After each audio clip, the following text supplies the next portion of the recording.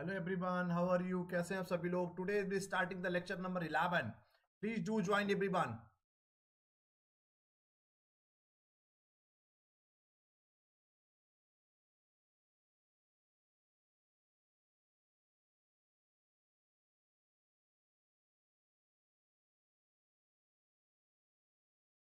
Please join everyone.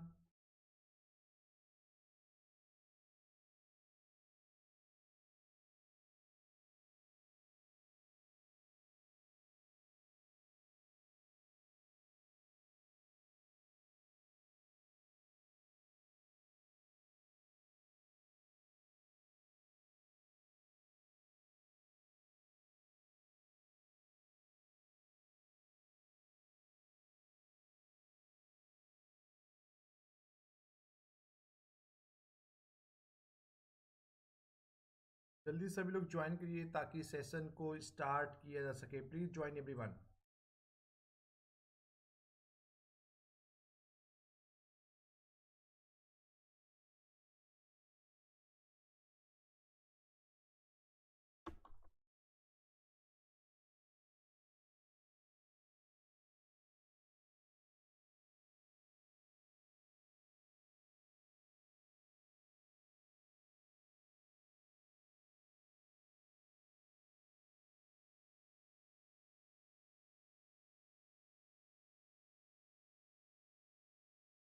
Please join everyone. This topic for presentation that is all about monetary policy. It has been 11वां lecture है, lecture number 11 है. जो लोग आज पहली बार join कर रहे हैं, there are numerous number, there are very few students who are joining the very first time. तो बता दें कि whatever is being done उन लोगों का कंप्लीट करा दिया जाएगा. तो अभी हम लोग वही टॉपिक पढ़ा रहे हैं जो कॉमन टॉपिक है मैनेजमेंट कॉमर्स एंड इकोनॉमिक्स को. प्रॉब्ली बाय टुमारो और day by tomorrow, probably by tomorrow और मंडे से बैचेस मैनेजमेंट और कॉमर्स का एक हो जाएगा और इकोनॉमिक्स का अलग हो जाएगा बैच. ठीक है. तो टाइमिंग यही रहेगी 8 से 9, 9 से 10. 8 से 9 मैनेजमेंट कॉमर्स का हो जाएगा और 9 से 10 इकोनॉमिक्स का बैच मंडे से प्रॉब्ली हो जाएगा. So all those candidates who are joining in a very first time, my name is Anubhav Singh. Since last 11 years, I am taking the classes for UGC NET in Management, Commerce and Economics. And I used to work with India's top teaching and research organizations like IIM Lucknow, Lucknow University, LPU, MIT University, Sarda, IPM Lucknow, FMTR, UP Government. Mentored and guidance more than 1,000 plus candidates who have successfully qualified UGC NET in Commerce, Management and Economics. वैसे तो कई बार है, but in the last few years have been qualified 4-time NET JRF in a Commerce and Management. Published more than 20 research papers in index journals like Scopus, Thomson Reuters, UGC Care, UGC Listed, MBA International Business, MCOM, IP, MA Economics and PhD Applied Economics. So today's topic for presentation is monetary policy. So before starting with the core topic, what is all about the monetary policy, जैसे हम लोग को पता है कि दुनिया के सारे देशों में भी have to make the mainly दो पॉलिसीज दुनिया के सारे देशों में बनती है. एक होता है फिजिकल पॉलिसी, वो हम लोग कल पढ़ाएंगे प्रॉब्ली. दूसरा होता है monetary policy. Vishakha ma'am, Akriti, Divya, Rohit, Priyanka, Shikha, everyone is getting my voice. Physical policy and monetary policy. दुनिया के in every country we have to be maintain the at least two policy, that is called monetary policy and physical policy. Monetary policy जो होता है, आज हम लोग monetary policy की बात करेंगे. Monetary policy regulated by the central bank of the country, CBI. मतलब भारत में कौन है? Reserve bank of India. तो central bank of the country होती है. दुनिया के अलग अलग देशों में अलग अलग central bank of the country होती है. भारत की बात करेंगे, सेंट्रल बैंक कौन है? Reserve bank of India. तो RBI is the mainly responsible for to regulate the monetary policy. तो बेसिक हम लोग हिस्ट्री की बात करेंगे. 1951 में भी have started the in very first time monetary policy. अब मुद्दा क्या है इसका कि मॉनेटरी पॉलिसी में हम लोग क्या करते हैं कि हम लोग वैसे एनुअली मॉनेटरी पॉलिसी की बात करते हैं, लेकिन हम लोग हर 3 महीने में मॉनेटरी पॉलिसी बनाते हैं ना. Every 3 month we have to be make the monetary policy. मौद्रिक नीति बोलते हैं, जो हिंदी मीडियम के बच्चे हैं उन लोगों को भी समझ में आना चाहिए. तो मॉनेटरी पॉलिसी का मेन सेंट्रल बैंक से मतलब होता है. अगर हम लोग बहुत सारे ऑब्जेक्टिव देखेंगे मॉनेटरी पॉलिसी और फिजिकल पॉलिसी के, कुछ ऑब्जेक्टिव, कुछ क्या बहुत सारे ऑब्जेक्टिव कॉमन होते हैं. तो monetary policy refers to the credit control measures adopted by the central bank of country, and Monetary policy as policy implying the central bank control of the supply of the money instrument for achieving the general economic policy. तो हम लोग general economic policies की हम लोग बात करते हैं, मतलब एक देश के तो सर्टेन ऑब्जेक्टिव होते हैं। जो पहले हम लोग इकोनॉमिक ग्रोथ की बात करेंगे, बैलेंस ऑफ पेमेंट की बात करेंगे, मनी सप्लाई की बात करेंगे, फुल एम्प्लॉयमेंट की बात करेंगे, इकोनॉमिक ग्रोथ की बात करेंगे। तो कहीं ना कहीं मॉनेटरी पॉलिसी से ओवरऑल हम लोग जनरल इकोनॉमिक पॉलिसी को रेगुलेट करने की बात करते हैं, हम लोग मनी सप्लाई को रेगुलेट करने की बात करते हैं, हम लोग इन्फ्लेशन को रेगुलेट करने की बात करते हैं, हम लोग डिफ्लेशन को रेगुलेट करने की बात करते हैं मॉनेटरी पॉलिसी से। अब बात करेंगे what are the basic objective of monetary policy. उद्देश्य क्या होता है मॉनेटरी पॉलिसी का? फुल एम्प्लॉयमेंट, पूर्ण रोजगार, price stability, economic growth, balance of payment, exchange rate stability, equal income distribution. ठीक है, तो फुल एम्प्लॉयमेंट की हम लोग बात करते हैं कि अगर पहला full employment has been ranked among the foremost objective of monetary policy. It is an important goal not only because unemployment leads to the wastage of potential output but also because of the losses of social standing and self-respect. So we have to be maintain the monetary policy in a such a manner ताकि एक देश में पूर्ण रोजगार बना रहे, full employment बना रहे। अगर देखिए मार्केट में मनी सप्लाई बनी रहेगी, अगर देखो एक्सेस इन्फ्लेशन, अगर बहुत ज्यादा महंगाई होगी तब भी देश में दिक्कत है, अगर डिफ्लेशन होगा, मंदी के दौर से अगर देश गुजर रहा होगा, even though which is very harmful for economy. So we have to regulate the monetary policy in a such a manner to what actually we can maintain the full employment in respective country. Clear? Full employment has been ranked among the foremost objective of monetary policy. सबसे main मुद्दा monetary policy का, दो main मुद्दा है। एक सबसे बड़ा issue है मनी सप्लाई कंट्रोल करना, जिससे आप देखिए सब कुछ हम लोग करते कैसे हैं, जो कुछ भी ऑब्जेक्टिव है हम लोग मनी कंट्रोल, मनी सप्लाई को कंट्रोल करके, मनी सप्लाई बढ़ाना कब है, मनी सप्लाई घटाना कब है। तो मेनली इसका जो टूल है वो मनी सप्लाई को ही हम लोग, मनी सप्लाई को ही इंक्रीज और डिक्रीज करके we try to maximise the objective whatever the objective we have of monetary policy. Second is the price stability, that is all about the price स्थिरता की बात कर रहे हैं, इन्फ्लेशन की बात कर रहे हैं हम लोग, डिफ्लेशन की बात कर रहे हैं। अगर बहुत ज्यादा मार्केट में मनी सप्लाई बढ़ा देंगे, रेपो रेट हमने कम कर दिया, आगे बताएंगे कि what is repo rate, what is repurchase rate जो होता है, या हमारा रिवर्स रेपो रेट क्या होता है, एमएसएफ क्या है। लेकिन प्राइस स्टेबिलिटी इज द आपको one of the policies objective of monetary policies to stabilise the price level. It should be balance. ऐसा भी नहीं कि चीजें बहुत महंगी हो जाए, चीजें बहुत ज्यादा इन्फ्लेशन रेट हो जाए, या बहुत चीजें बहुत ज्यादा सस्ती हो जाए। क्योंकि देश के लिए जितना एक इन्फ्लेशन नुकसान है उतना ही इक्वली कहीं ना कहीं डिफ्लेशन भी नुकसान है।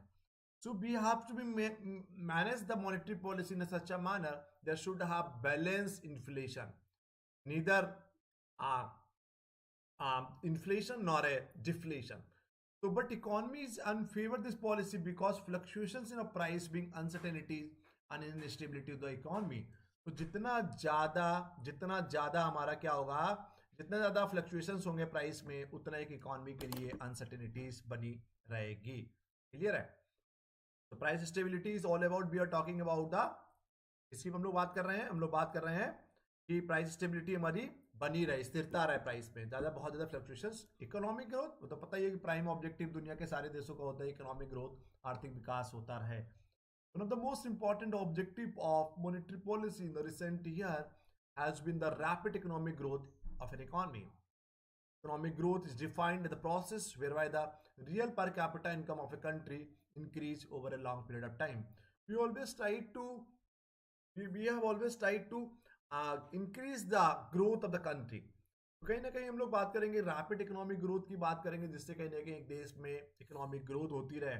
इकोनॉमिक ग्रोथ होगी तो कहीं ना कहीं जितने भी इकोनॉमिक इंडिकेटर्स होते हैं, मतलब पर कैपिटा इनकम्स की बात करें, जीडीपी की बात करें, जीएनपी की बात करें, सब कुछ अपने आप ऑटोमेटिकली पैरेलल इंक्रीज होगा। बैलेंस ऑफ पेमेंट अपने आप में टॉपिक है, I have been already taught you, हम एक बार पढ़ा चुके हैं, दोबारा हम लोग पढ़ाएंगे, मंडे से फिर स्टार्ट करेंगे, तो फिर दोबारा आप लोग को इंटरनेशनल बिजनेस के जो भी टॉपिक्स खत्म हो चुके हैं हम लोग को दोबारा पूरा तरह से पढ़ाया जाएगा आपको।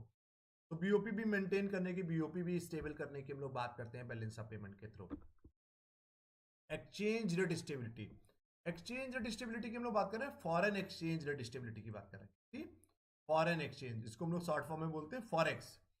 फॉरेन एक्सचेंज क्या होता है? जिस रेट पर एक कंट्री की करेंसी को दूसरी कंट्री की करेंसी के साथ चेंज करते हैं, that rate is called foreign exchange rate.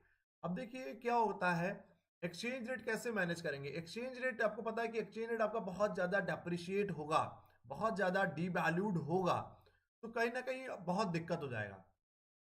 तो ऐसे में आपको एक्सपोर्ट भी बहुत, एक्सपोर्ट क्या होगा, नुकसान ही होगा आपको, एक्सपोर्ट इंपोर्ट दोनों में नुकसान होने वाला है।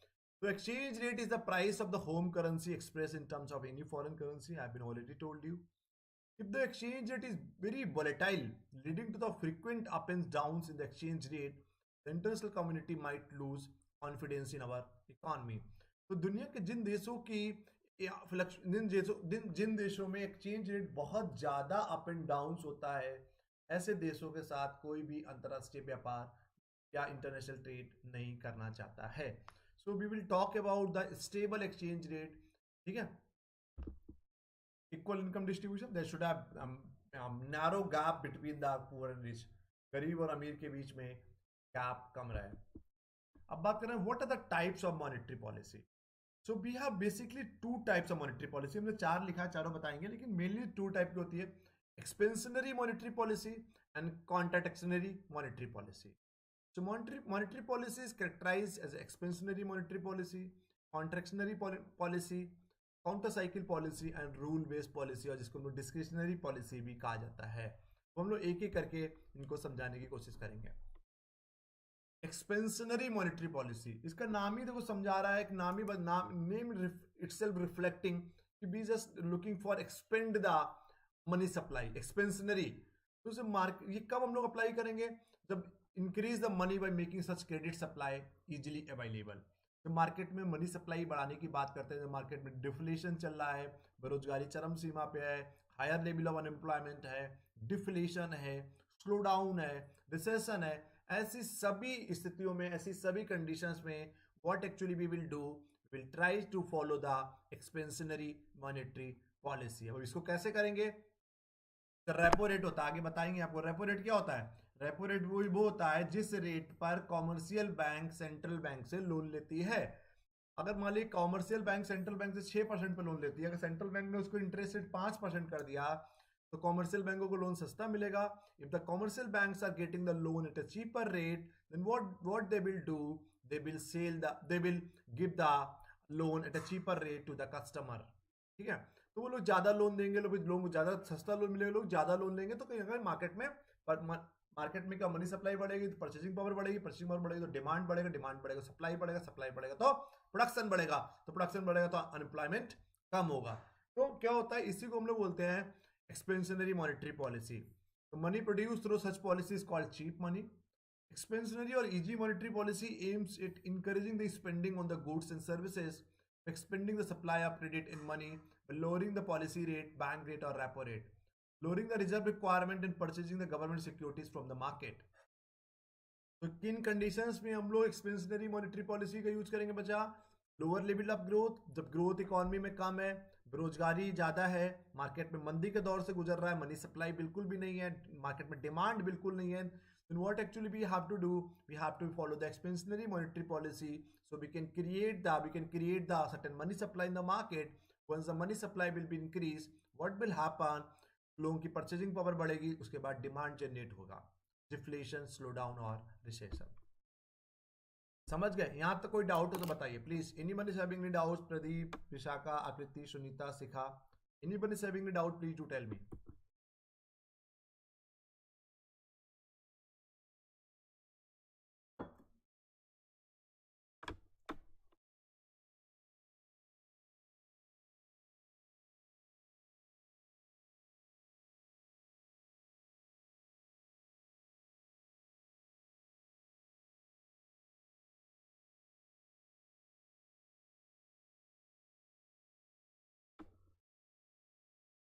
एनीबडी से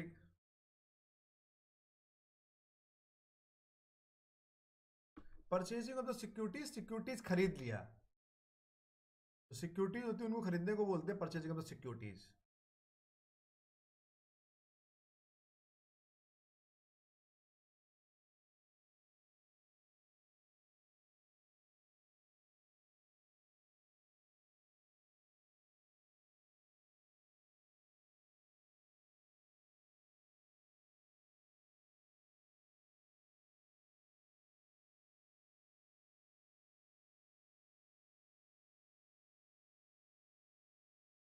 अभी आगे आपको समझ में आया कैसे एक्सपेंशनरी मॉनेटरी पॉलिसी। सिंपल समझिए कि what actually we will do, will try to increase the money supply in the market.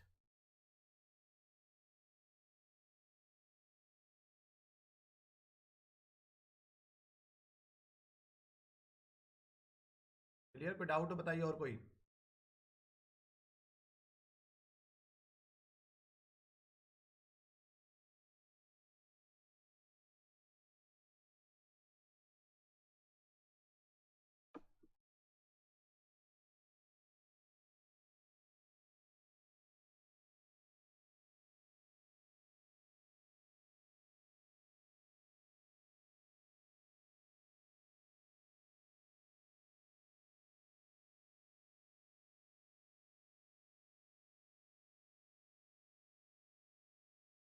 होता है क्या है, जब मार्केट में सेंट्रल बैंक क्या करता है कि कॉमर्शियल बैंक से सिक्योरिटीज परचेस कर लेता है।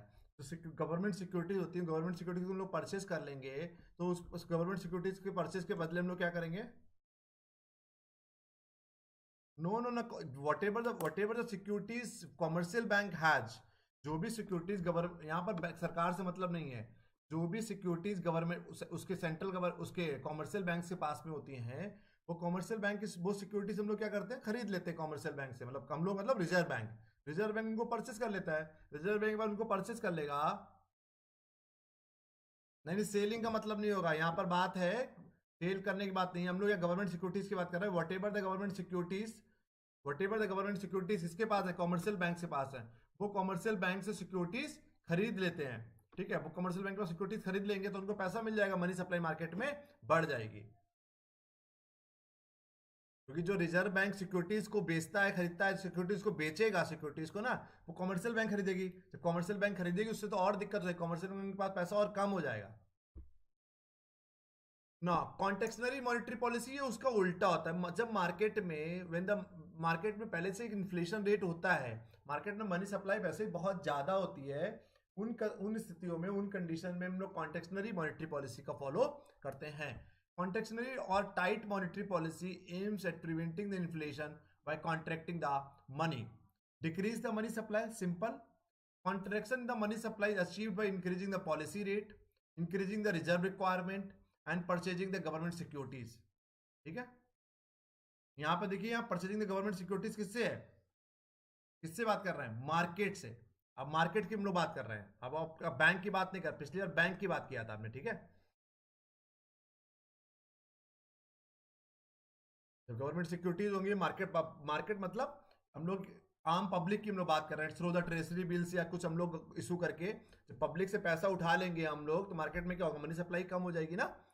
So contextually monetary policy we do follow when the already there is a money supply in the market. We try to decrease the money supply in the market. In such a condition, we follow the contextually monetary policy. Policy rates को कम कर दिया, policy rates को हम लोग कम कर देंगे, policy rates को बढ़ा देंगे, सॉरी बढ़ा देंगे, तो उससे क्या होगा, इंटरेस्ट रेट उनको क्या मिलेगा, महंगा मिलेगा। जब रेपो रेट बढ़ा देंगे, रेपो रेट का दर ज्यादा होगा तो कॉमर्शियल बैंक को लोन महंगा मिलेगा, जब उनको लोन महंगा मिलेगा तो वो आगे लोन महंगा देंगे, कॉस्टली देंगे, तो कॉस्टली देंगे लोग कम लोन लेंगे। Counter cycle monetary policy. Counter cycle policy aims at moderating the cyclical fluctuation in the economy and stabilizing the economy around a trend path by following the counter cycle measures।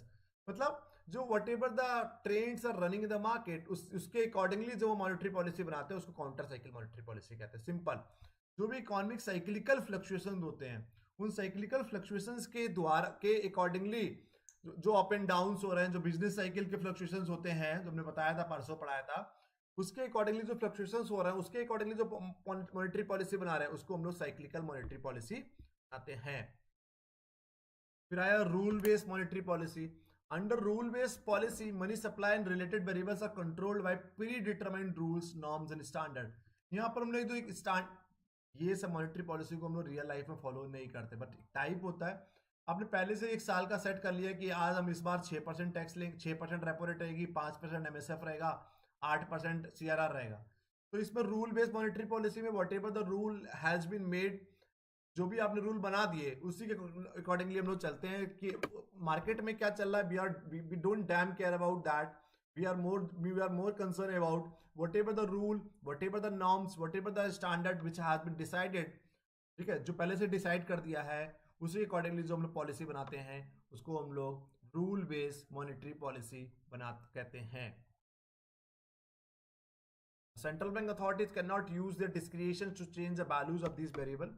तीसरी बात है, central bank authority कुछ भी change नहीं कर सकती क्योंकि पहले से एक रूल बना हुआ होता है, जो नॉर्म्स बने, जो स्टैंडर्ड बने हैं उसी accordingly. Now this is all about the monetary policy के टाइप्स हो गए। अब इंस्ट्रूमेंट्स की बात करेंगे। यहां तक कोई डाउट हो तो बताइए। Shahrul, do you have any doubt?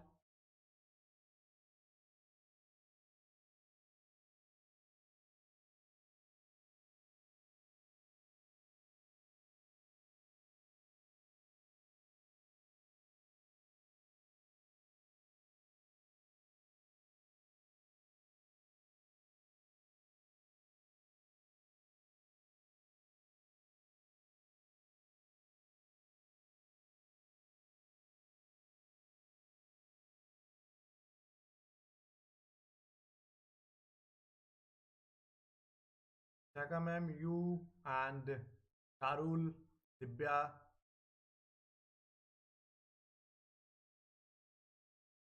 Namika, you.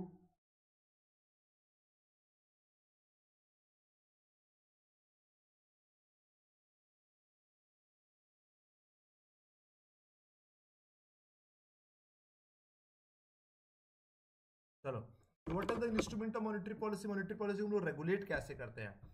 एक होता है क्वांटिटेटिव, एक होता है क्वालिटेटिव। क्वांटिटेटिव में cash reserve ratio, SLR, bank rate, ये 2 बार लिख गया है, open market operations, repo rate, reverse repo rate और मार्जिनल स्टैंडिंग फैसिलिटी।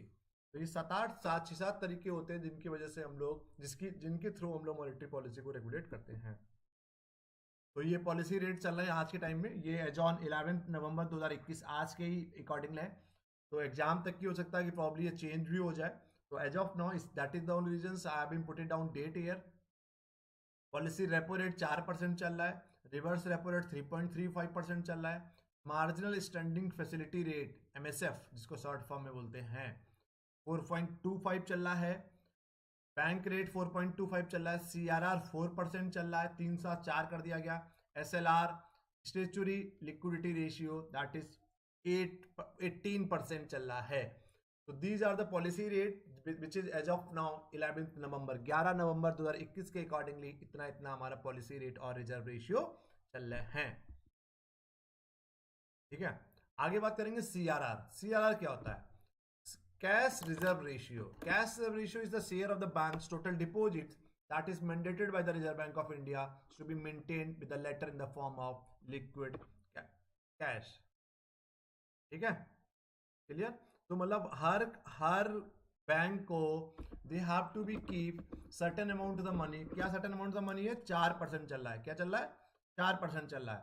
तो 4% आपको अपने टोटल अमाउंट का you have to be keep in the form of cash reserve ratio with the RBI। मतलब 4% आपको कहां रखना है? RBI के पास रखना है।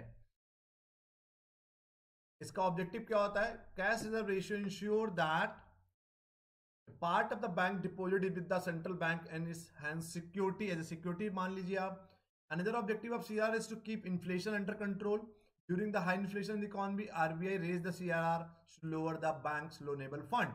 जितना ज्यादा हम कैश रिजर्व रेशियो कर देंगे उतना आप मान लीजिए 100 रुपए टोटल है आपके पास, तो 4 रुपए आपने क्या रख दिया? क्या करना पड़ेगा? 4% you have to be keep in the form of cash with the RBI। ठीक है, क्लियर है? तो एक होता है चीज NDTL, जैसे बहुत कम लोग पढ़ते हैं कि टोटल पैसा है उसका आपको 4% CRR के फॉर्म में रखना। नहीं, चीज होती है NDTL, how does the cash reserve ratio work.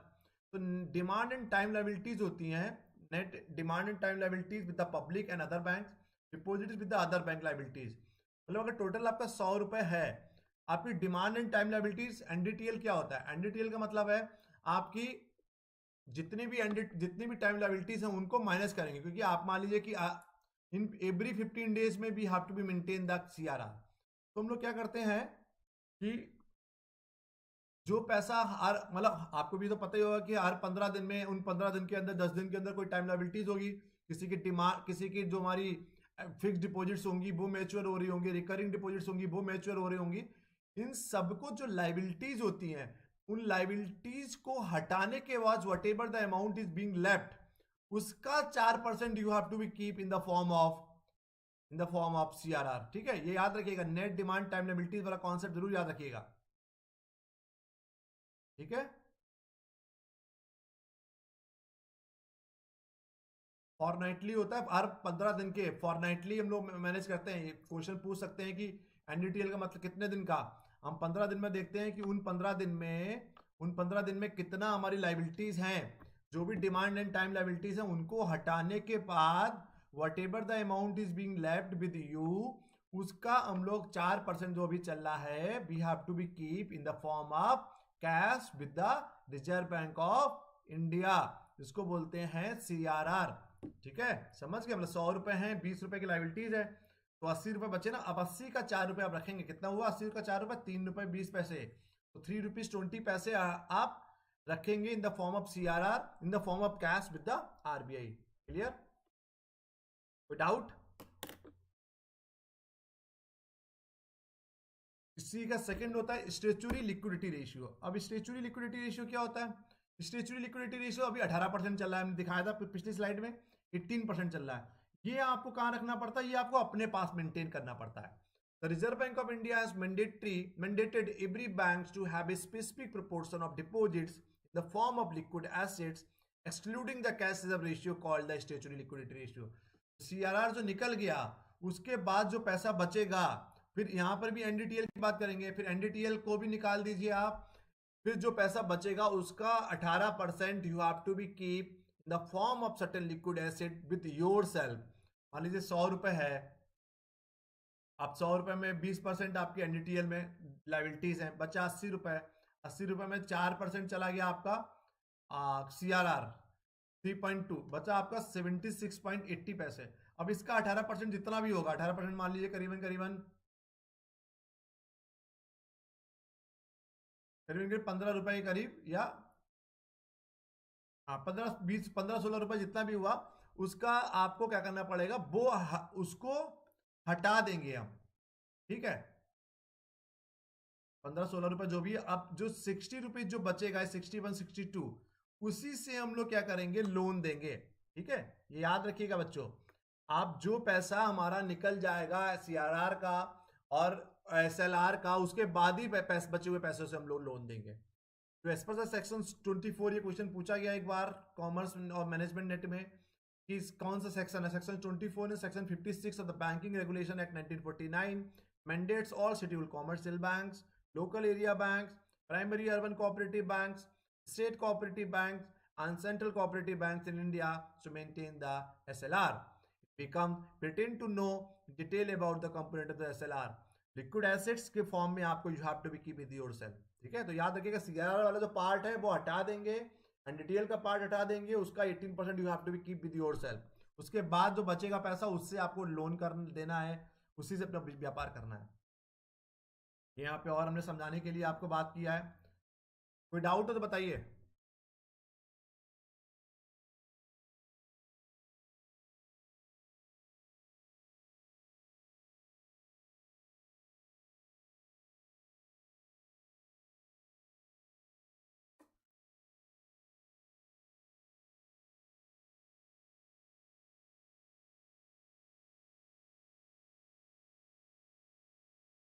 ठीक है, थैंक यू। आगे और थोड़ा और समझ लीजिए इसको, डिफरेंस वैसे ऑलमोस्ट सब समझ में आ गया होगा कि एसएलआर आप अपने पास रखते हैं, सीआरआर केवल आरबीआई के पास रखते हैं। कैश ये in the form of cash होता है, ये इन द फॉर्म ऑफ आपका कैश ऑन गोल्ड, मतलब लिक्विड एसेट में रखते हैं। Banks are return on the money parked as SLR, जो एसएलआर अपने, ठीक है, but bank don't return on the money parked as CRR.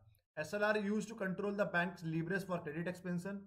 Central bank control the liquidity in the banking system with the CRR की बात करते हैं। ठीक है, ये 18% है, ये हमारा 4% है। पर आया bank rate policy. Bank rate is the minimum lending rate of the central bank at which it rediscount first class bills of exchange and government securities held by the commercial banks. When the central bank find that inflation has been increasing continuously, it raises the bank rate, so borrowing from the central banks becomes costly and commercial banks borrow less money from RBI. The commercial bank in reaction raise their lending rates to the business community and borrowers who further borrow less from commercial banks. There is a contraction of credit and price are checked from rising further. On the contrary, when the price are depressed, central bank lower the bank rate. देखिए repo rate और bank rate में एक समानता है, दोनों में commercial bank central bank से loan लेती हैं। रेपो रेट शॉर्ट टर्म के लिए होता है, बैंक रेट लॉन्ग टर्म के लिए होता है। दूसरा बैंक रेट का एक काम हो गया कि बैंक रेट्स एज मतलब what bank rate is the rate in which rate commercial banks are getting the loans or taking the loans from central bank, that rate is called bank rate. Bank rate ज्यादा कर देंगे, loan महंगा मिलेगा तो commercial bank loan में कम लेंगी, उनको महंगा मिलेगा तो उनको कम लोन ज्यादा कम लेंगी, जब कम लेंगी तो आगे लोन उनको महंगा मिलेगा तो महंगा बांटेंगी। और cost if they are getting the loan at a costly rate तो ऑब्वियस बात है कॉस्टली बांटेंगी, तो लोग उनसे लोन कम लेंगे, जनता पब्लिक कम लेगी, तो मनी सप्लाई मार्केट में कंट्रोल हो जाएगी। जो मार्केट में डिप्रेशन चल रहा है, डिफ्लेशन चल रहा है, मंदी के दौर से चल रहा है, रिसेशन चल रहा है, बैंक रेट को हम लोग कम कर देंगे, कॉमर्शियल बैंक को लोन सस्ता मिलेगा। ऐसे रेपो रेट में भी सेम ही होता है, तो वो लोन सस्ता बांटेगी। दूसरा बैंक रेट का होता है, बैंक रेट से एक रेट फिक्स कर देते हैं, उस रेट से कॉमर्शियल बैंक, उस रेट के नीचे कॉमर्शियल बैंक लोन आम जनता को नहीं देंगी। जो बैंक रेट का दो काम है, एक तो in which rate central banks are giving the loans to the commercial bank, and bank rate is the minimum rate, in उस रेट से नीचे कोई भी बैंक किसी भी जनता को, पॉपुलेशन पब्लिक को लोन नहीं देगी। रेपो रेट क्या है? Repurchase rate. तो हम लोग शॉर्ट टर्म लोन लेते हैं, कॉमर्शियल बैंक लेती है सेंट्रल बैंक से, उसको हम लोग रेपो रेट कहते हैं। It is a fix interest rate as which bank can borrow overnight liquidity. Overnight की बात नहीं करेंगे, ओवरनाइट के बाद हम लोग एमएसएफ करते हैं। शॉर्ट टर्म मतलब ओवरनाइट भी चल सकता है, वैसे हम लोग मेनली शॉर्ट टर्म के लिए हम लोग लोन लेते हैं। अब पता ही चल गया, महंगा लोन मिलेगा, रेपो रेट अगर बढ़ा देंगे कॉमर्शियल बैंक को लोन कॉस्टली मिलेगा तो आगे कॉस्टली लोन बांटेंगे, और सस्ता कर देंगे तो मनी सप्लाई बढ़ेगी। तो डिफ्लेशन होगा तो रेपो रेट के रेट कट कर देंगे, मार्केट में इन्फ्लेशन होगा तो रेपो रेट के रेट इंक्रीज कर देंगे। रिवर्स रेपो रेट इसका उल्टा होता है। तो क्या करती है, जब सेंट्रल बैंक क्या करती है, सेंट्रल बैंक जब बंदा, ये वाला लाइन यूज करना है आपको, ये लोग बहुत सारे लोग कहते हैं ना कि जब सेंट्रल बैंक कॉमर्शियल बैंक से लोन लेती है, सेंट्रल बैंक कॉमर्शियल बैंक से लोन नहीं लेती है। जब when the central bank absorb the certain liquidity from the banks on the overnight basis, क्या जब आप कॉमर्शियल बैंकों के पास सब सर्टेन सरप्लस फंड हो जाता है, उस सरप्लस फंड को व्हाट एक्चुअली वी डू, उस सरप्लस फंड को we are keeping with the RBI, and RBI is giving certain interest rate on those fund, उसी को बोलते हैं रिवर्स रेपो रेट। ये 3.35 चल रही है, हमने पिछले आपको दिखाया था। अब आया मार्जिनल स्टैंडिंग फैसिलिटी। ये वेरी शॉर्ट टर्म के लिए होता है, ओवरनाइट लोन, 24 घंटे के लिए, 12 घंटे के लिए जब हम लोन लेते हैं उसको बोलते हैं marginal standing facility. Marginal standing facility is a provision which enables the schedules commercial banks to borrow additional amount of overnight money from the Reserve Bank of India. Bank can do this by dipping in their statutory liquidity ratio portfolio up a limit to a panel rate of interest. तो simple है कि जब हम लोग overnight loan एक very short term के लिए 12 घंटा 24 घंटे के लिए लोन लेते हैं, कॉमर्शियल बैंक लोन लेती है सेंट्रल बैंक से, उसको बोलते हैं एमएसएफ। हाँ, एक रह गया यहाँ पे OMOs, open market operation. Open market operation में कुछ नहीं है, buying and selling the securities in the open market is called OMOs. तो हम लोग सिक्योरिटीज को खरीदते और बेचते हैं ओपन मार्केट में, उसको बोलते हैं हम लोग ओपन मार्केट ऑपरेशन। वो तो होगा हमारे क्वानिटेटिव मेजर्स। क्वानिटेटिव इंस्ट्रूमेंट में कोई डाउट हो तो प्लीज बताइए।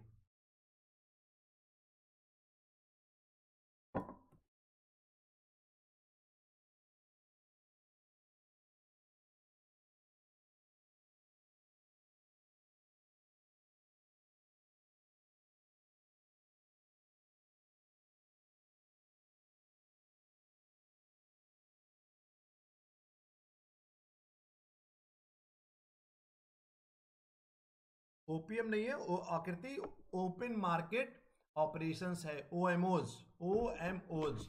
तो ओपन मार्केट ऑपरेशंस में हम लोग सिक्योरिटीज को खरीदते और बेचते हैं और कुछ नहीं करते इसमें।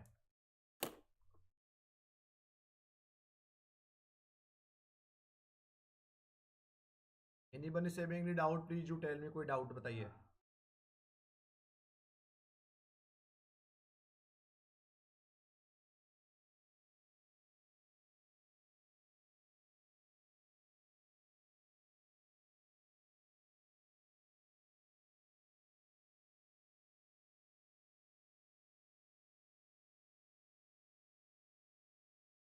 चलो आगे बढ़ते हैं।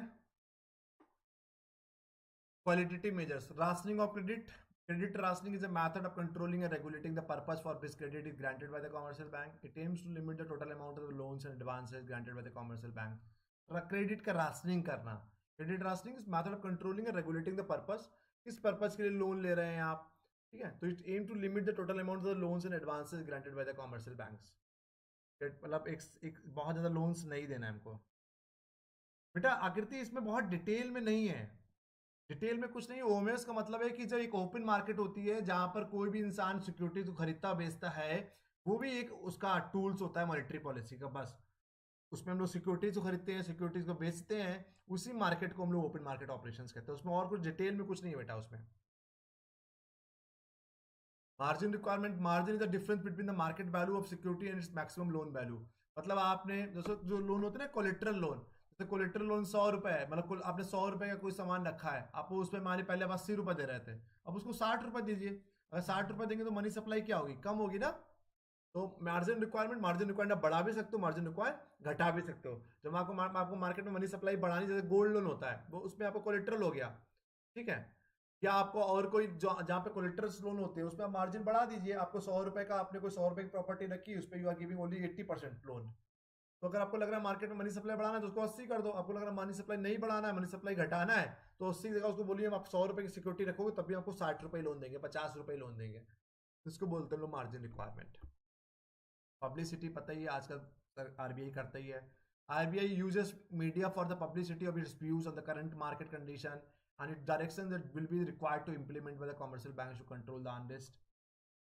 Regulation of the consumer credit. If there is excess demand for certain consumer durables leading to their high prices, central bank can reduce consumer credit by increasing down payment, reducing the number of installment or repayment of such credit. तो आजकल देखिए ना, सब कुछ तो आजकल consumer durables, fridge, cooler, mobile, आप TV, LCD, LED, AC, कुछ भी ईएमआई पर मिलता है।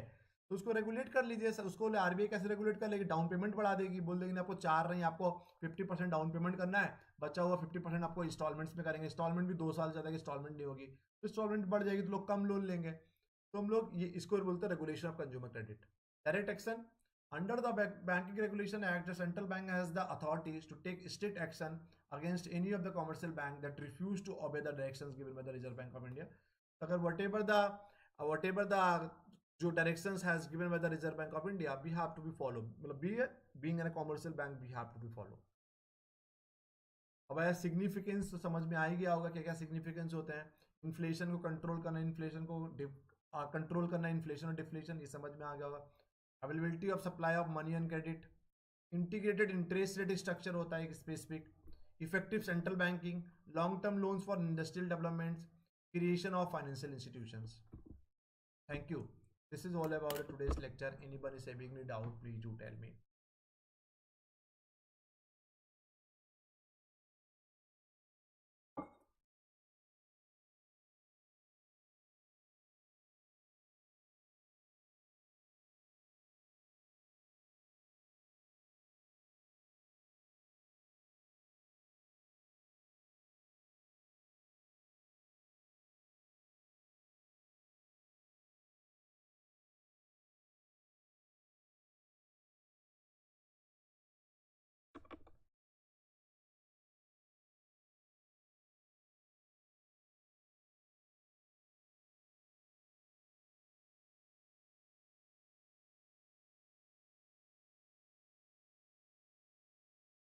किसी को कोई डाउट हो तो प्लीज बताइए। Anybody is having any doubt please do tell me.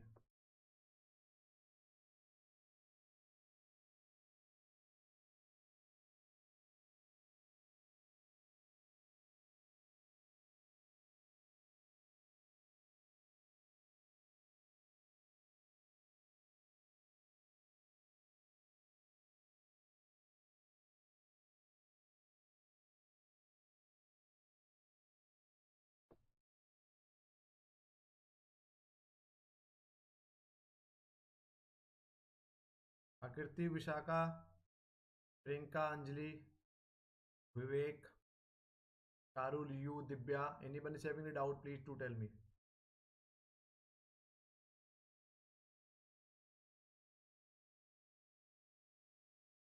So once again, thank you so much for joining. और कोई क्वेरी हो तो प्लीज डू टेल मी। कुछ और नोट्स से हम आज जितने भी नोट्स अभी तक के हुए हैं सब हम आपको by the two night everyone हम सभी लोगों को आज भेज देंगे। सभी पीपीटीज हम लोग भेज देंगे आपको आज, पीपीटीज या पीडीएफ जितनी भी हैं आपको सब भेज देंगे आज, अभी तक जितना पढ़ाया गया है। जो कुछ रह गया है वो भी क्लियर हो जाएगा आप लोगों का। Once again thank you so much for joining बच्चा, गुड बाय, टेक केयर।